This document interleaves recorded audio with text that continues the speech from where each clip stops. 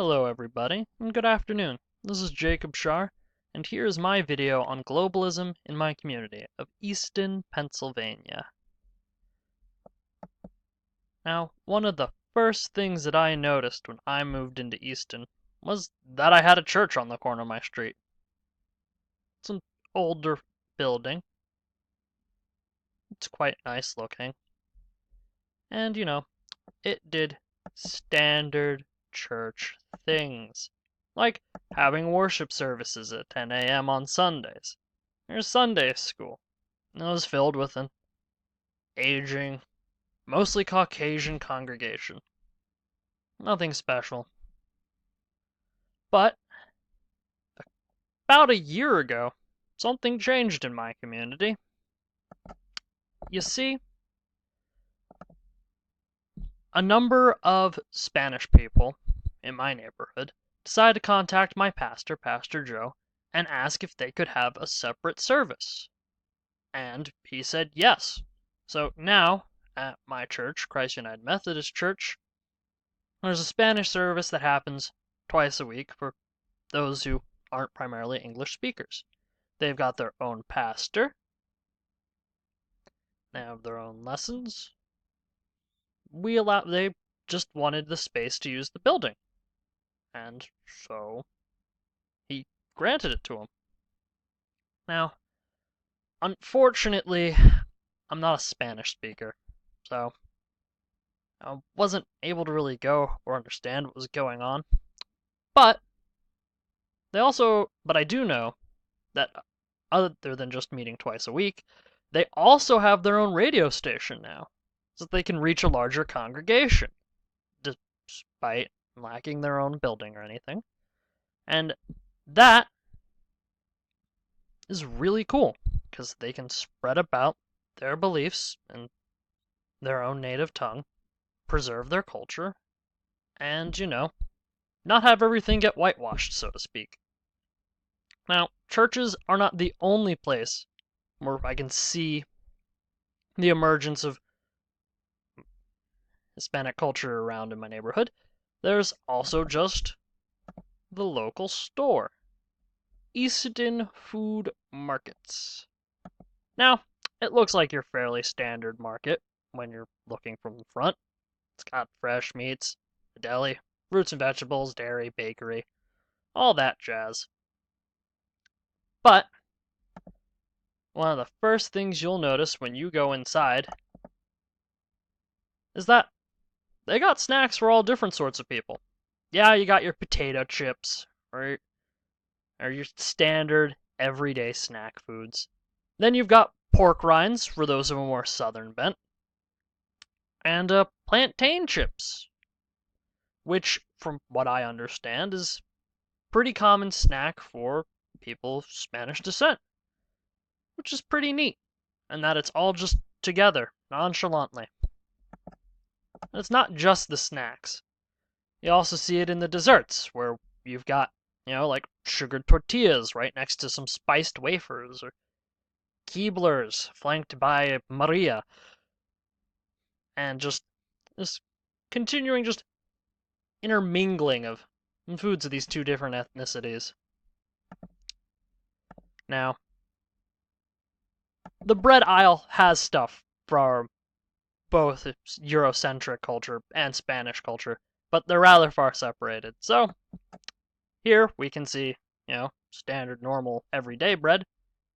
And then further down the aisle, you can see things like egg bread and rolls, and all sorts of things that are cooked in Spanish bakeries. That's pretty neat. I didn't know that they were there until I went looking for this project. And this sort of cross-cultural intermingling still goes on when you hit the cheese section, where you could get yourself some Philadelphia cream cheese, or grab yourself some Salvadorian farmer's cheese. Or when you step into the bean aisle, you can grab yourself normal, everyday beans, or like baked beans from Bush's. Or you could get yourself some southern style beans, or Sylvia's. Or countless varieties of Spanish stuff, typically Goya brand, but there's just a wide variety of beans to choose from for whatever it is you're planning on cooking. Now, there is also, of course, the spices. My goodness, have they expanded their spice section. I like to cook, but I typically stick to things like, turmeric, pepper, salt, garlic powder, onion powder, normal things like that. But now in my local stores, I could decide to grab some sazon, or adobo, or even star anise or paprika or whatnot. Like, the spice section has expanded so much now in order to encompass Spanish cooking, which has a lot more bolder flavors and usage of spices. Heck, if you keep going down the aisle, you can now just buy yourself some whole dried peppers, and it's not just your standard Del peppers. You also got chilies, well, multiple varieties of chilies, since chili is literally the word for pepper in Spanish. You get some pulas, or serrano, or costano, or mulatto, all sorts of different varieties, and kind of want to use them in cooking now just to see what it would be like.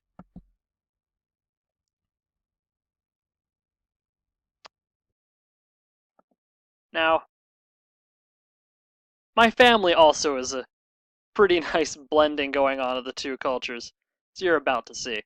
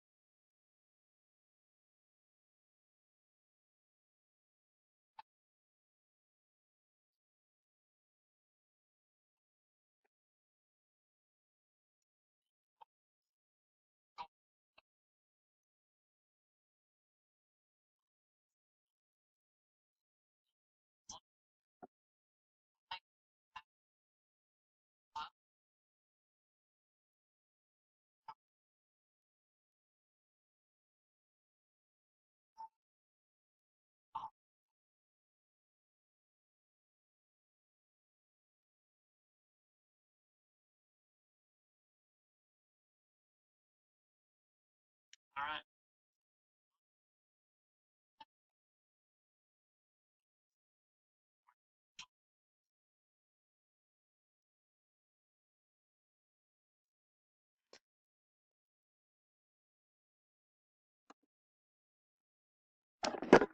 So, as you can see, there's a fair bit of blending going on in my neighborhood, especially between, European and Hispanic cultures. My younger cousin Savannah is being brought up with both of these things. Probably gonna grow up to be bilingual. To cook. There's such, life skills for Bob, my uncle from Puerto Rico. So, in my neighborhood, our church services are starting to become more inclusive. Our food stores definitely cater to